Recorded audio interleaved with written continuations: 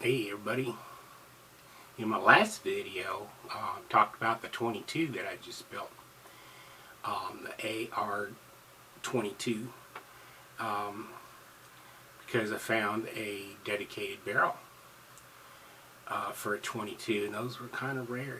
They're kind of all over the place now, but a year ago, 2 years ago, to find an AR-22 barrel, the 1 in 16 twist, but fits into that AR upper receiver,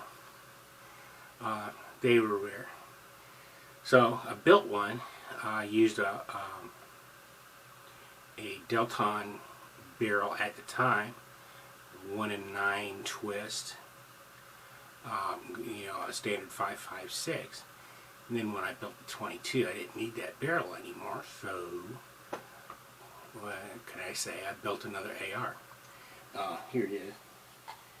We'll start from the front because this is pretty cool. Last one that I built, I was able to find went to get my usual Anderson $50 lower receiver at the range, and they'd gone up to $80, so $20 more, and I was able to get an Aero Precision. This time I went back to get another Aero Precision, which they'd gone up to $120. However, they did have Spikes Tactical. Oops. See the Punisher logo? It's a Spikes Tactical lower. And once I got that, I got all the other stuff for the lower from Anderson because I really like their stainless steel triggers and triggered hammers. The buttstock is an Anderson, pretty much a standard. Only the Andersons are a little bit different because they've got this socket here for a QD release, which is something that I really kind of like. Anderson, Anderson, Anderson, Anderson. The upper is, I can't remember, but it was probably an Anderson. No, but now this lower receiver, that's a Spikes Tactical. And then when it's your standard, it's a mid-length gas system, which I kind of like, kind of your standard A-frame front sight. I put a little bit longer flash hider on the front of it just for cosmetic reasons. So I thought it looked cool. The scope's new. It's a Tacticon 3 to 9 variable power, and to be honest with you, it's a slightly miniaturized version of the UTG Bug Buster scope that I have on my special purpose rifle. Very, very similar controls.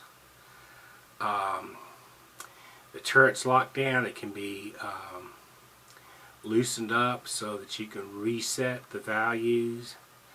It's got something that I really like in the front is this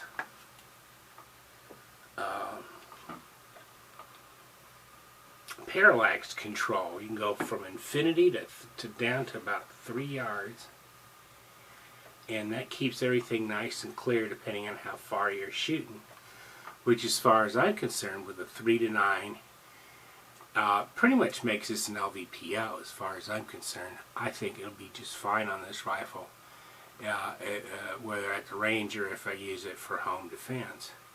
It's got a little bit higher rings to it,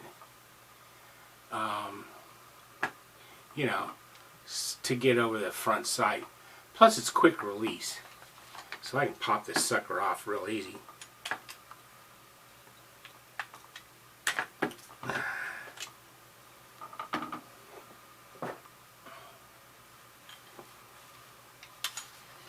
Pop this up,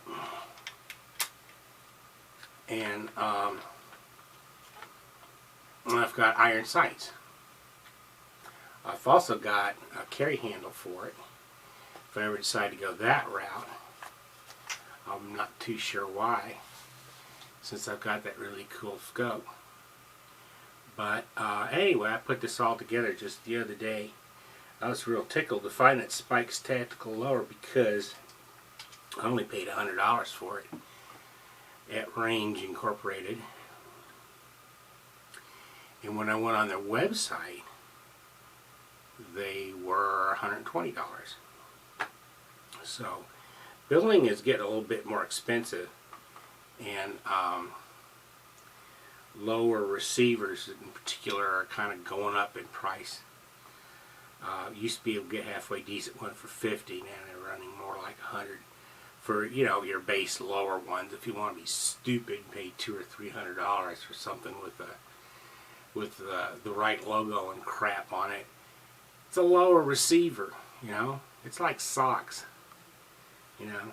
Performs a function, and the vast majority of them perform that function very well, with very little variability between brands. So, I mean, Spike's Tactical is cool. Got the Punisher logo. Whoa.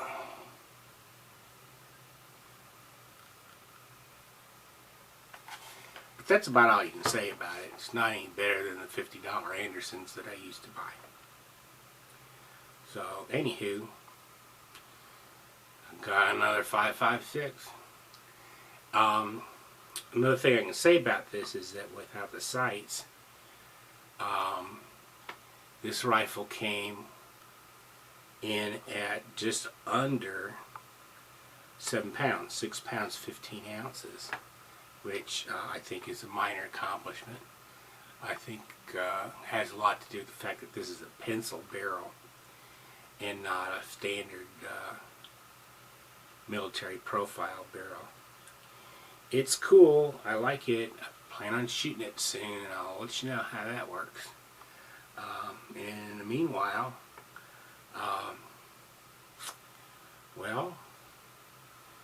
Slava, Ukrania. If the Ukrainians could use any of these rifles, be glad to send them to them. But they're just they're semi-autos, and they're handing out full autos out there to anybody pretty much who wants one. So anywho, let's hope the Russians get their asses kicked back to their borders here pretty frickin' soon, because this I'm an ex-Marine, and I'm a former humanitarian aid worker, and I'll tell you what, this Ukrainian war is really frickin' upsetting me. I feel like an old helpless fool. So anyway, Slava, Ukrania. If they could use the rifles, I'll send them the rifles. Adios, amoebas.